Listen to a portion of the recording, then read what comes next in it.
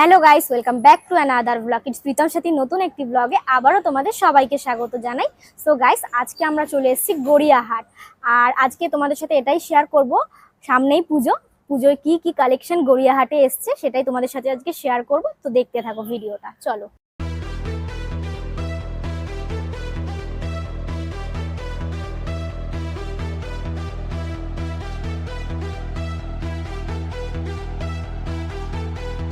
So guys, আমি প্রথমেই যে দোকানটায় ঢুকে পড়েছি সেই দোকানটার জামা কাপড় প্রাইস কিন্তু 100 টাকা দিয়ে শুরু। তো দেখতেই পাচ্ছ এখানে নানা রকমের চুড়িদার, কুর্তি আর নানান রকমের টপের কালেকশন রয়েছে। আর এই টপগুলো দেখতে পাচ্ছ, এগুলো কিন্তু 100 টাকা করে। আর উপরে যেগুলো দেখতে পাচ্ছ টপ, এইগুলো কিন্তু 200 টাকা। আর চুড়িদার এগুলো 300 টাকা, এরকম প্রাইস।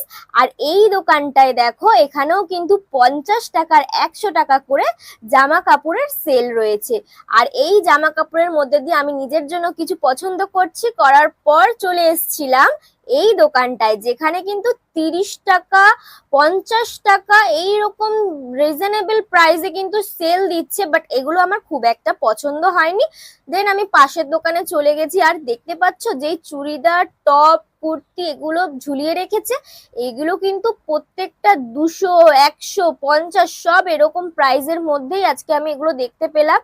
খুবই রিজনেবল প্রাইস। তো গড়িয়াহাট মানুষ এর জন্যই যায়, বিকজ আমি এসেছিলাম পুজো কালেকশনের জন্য। আর তোমরা দেখতেই পাচ্ছ সেরকম একটা কিন্তু পুজো কালেকশন এখনো গড়িয়াহাটে আসেনি, কিন্তু দারুণ দারুণ কুর্তি তোমরা পেয়ে যাবে এই গড়িয়াহাটে। আর দেখতে পাচ্ছ সবই কিন্তু 200 টাকা, 250 টাকা, 300 টাকা দিয়ে শুরু। তো আমি একটা মায়ের জন্য দেখতেই পাচ্ছ যে চুড়িদার দেখছি, তো এটা বললো যে 400 টাকা। তো আমি বললাম কেন, এটা তো, এগুলো তো 200 টাকা করে। হ্যাঁ, এটা এত প্রাইস কেন? বলছে এটা প্রচুর বড় সাইজের, এই জন্য এত দাম। ডাবল এক্সেল এর মতন সাইজ বলেছিল।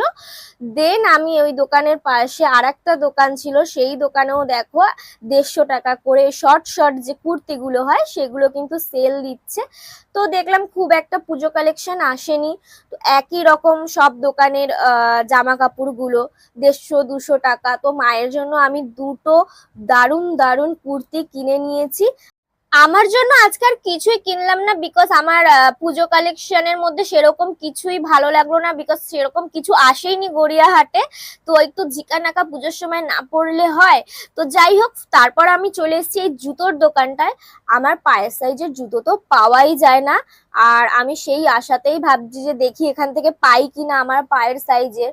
বাট পেলাম না। আর আমার পায়ের সাইজের জুতো, আমার পা এতই ছোট যে আমার যেই জুতোগুলো পছন্দ হয় সেগুলো আর আমার পায়ে হয় না গাইস। সেটা আমার যে কি দুঃখ। যাই হোক, জুতোর দোকানে আমি দুঃখ প্রকাশ করলাম যে আমার পায়ের সাইজের জুতো কেন পাওয়া যায় না। প্রকাশ টোকাশ করে আর একটা দোকানে গেলাম। দেন দেখো ওই দোকানটাতেও দেখছি যে যেই জুতোই শুরু হচ্ছে 4-5 নম্বর থেকে। আর আমার তো 4 নম্বরের নিচেও আমার পা, বলতে পারো 2-3 হবে আমার পায়ের সাইজ। আমার এই জুতোটা ভালো লেগেছিল, দেন আর একটা জুতোও ভালো লেগেছিল। তো আমার পায়ের সাইজের হলো না বলে আমি চলে আসলাম ফুচকার দোকানে একটুখানি। দারুণ লাগছিল, ফুচকা মাখাটা দারুণ হয়েছিল। ফুচকা খাওয়ার পর চলে গেছি, দেখতেই পাচ্ছ শাড়ির যে মার্কেটটা রয়েছে গড়িয়াহাটে, সেই শাড়ির মার্কেটে। তো দারুণ দারুণ শাড়ির কালেকশন। আর এগুলো কিন্তু খুবই রিজনেবল প্রাইস। তোমরা যদি বার্গেনিং করো তোমাদের তো খুবই লাভ হবে। তো আমি এই শাড়িটা দেখতে পাচ্ছ ব্ল্যাক কালার, এটা আমি 500 টাকা দিয়ে নিয়েছি। এটা আমি অষ্টমীর দিন পরবো বলে। কি দারুণ না শাড়িটা।